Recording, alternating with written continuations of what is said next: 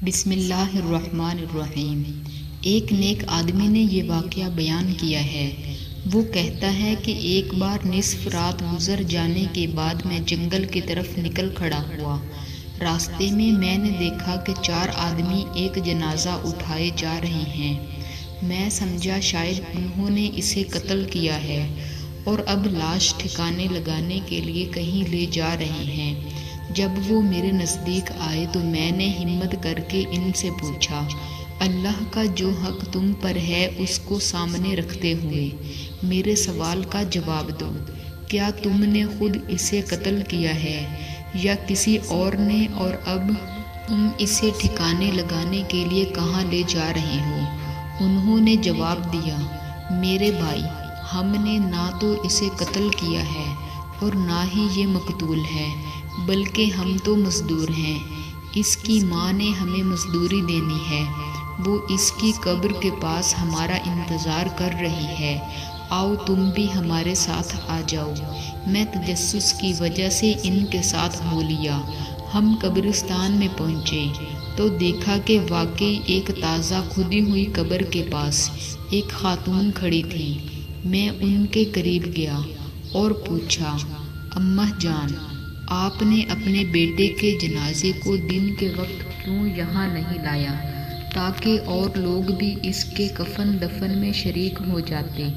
انہوں نے کہا، یہ جنازہ میرے لخت جگر کا ہے، یہ جنازہ کسی اور کا نہیں ہے بلکہ میرے اپنے بیٹے کا ہے۔ میرا یہ بیٹا بڑا شرابی اور گناہ گار تھا، ہر وقت شراب کے نشے اور گناہ کی دلدل میں غرق رہتا تھا۔ جب اس کی موت کا وقت قریب آیا تو اس نے مجھے بلا کر 3 چیزوں کی وصیت کی۔ ایک یہ کہ جب میں مر جاؤں تو میری گردن میں رسی ڈال کر گھر کے ارد گرد گھسیٹنا اور لوگوں کو کہنا، گناہ گار اور نافرمانوں کو یہی سزا ہوا کرتی ہے۔ دوسری یہ کہ مجھے رات کے وقت دفن کرنا، کیونکہ دن کے وقت جو بھی میرے جنازے کو دیکھے گا مجھے لعن طعن کرے گا۔ اور تیسری یہ کہ جب مجھے قبر میں رکھنے لگے تو میرے ساتھ اپنا ایک سفید بال بھی رکھ دینا، کیونکہ اللہ تعالیٰ سفید بالوں کا حیا فرماتا ہے۔ ہو سکتا ہے اللہ تعالیٰ مجھے اس کی وجہ سے عذاب سے بچا لے۔ جب میرا بیٹا فوت ہوا تو میں نے اس کی وصیت کے مطابق اس کے گلے میں رسی ڈالی، اور جب اسے گھسیٹنے لگی تو ہاتف غیبی سے آواز آئی، اے بڑھیا، اسے یوں مت گھسیٹو، اللہ تعالیٰ نے اسے اپنے گناہوں پر شرمندگی کی وجہ سے معاف فرما دیا ہے۔ وہ نیک آدمی بتاتا ہے کہ جب میں نے اس بوڑھی عورت کی یہ بات سنی تو میں اس جنازہ کے پاس گیا، اس پر نماز جنازہ پڑھی اور پھر اسے قبر میں دفن کیا۔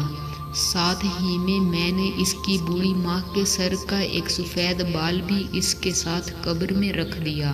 اس کام سے فارغ ہو کر جب ہم اس کی قبر کو بند کرنے لگے تو اس کے جسم میں حرکت پیدا ہوئی اور اس نے اپنا ہاتھ کفن سے باہر نکال کر بلند کیا اور آنکھیں کھول دیں۔ میں جب دیکھ کر گھبرا گیا، لیکن اس نے ہمیں مخاطب کر کے مسکراتے ہوئے کہا، اے شیخ، ہمارا رب بڑا غفور اور بڑا رحیم ہے، وہ احسان کرنے والوں کو بھی بخش دیتا ہے اور گناہ گاروں کو بھی معاف فرما دیتا ہے۔ اس نے اتنا کہا اور پھر ہمیشہ کے لیے اپنی آنکھیں بند کر لیں۔ ہم سب نے مل کر اس کی قبر کو بند کر دیا اور اس پر مٹی درست کر کے واپس آ گئے۔ انا للہ و انا الیہ راجعون۔ اللہ تعالی ہمیں بھی آخرت کی تیاری کرنے کی توفیق عطا فرمائے، آمین۔